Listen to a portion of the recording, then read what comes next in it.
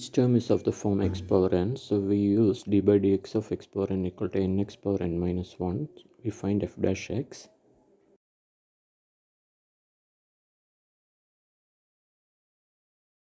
Smaller power is x power 1 by 2. Say we take 15 by 2 times x power 1 by 2 common.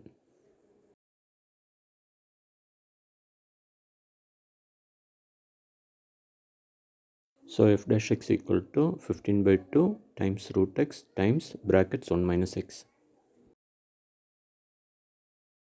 Equating f dash x to 0, we get either x equal to 0 or x equal to 1. Since f dash x contains the factor root x, we note that x cannot be negative. So we need to consider the subinterval 0 to 1 and 1 to infinity. In a sample value in 0 to 1, we know that f dash x greater than or equal to 0 in 0 to 1. So f is increasing in 0 to 1. Similarly, f dash less than or equal to 0 in 1 to infinity. So f is decreasing in 1 to infinity.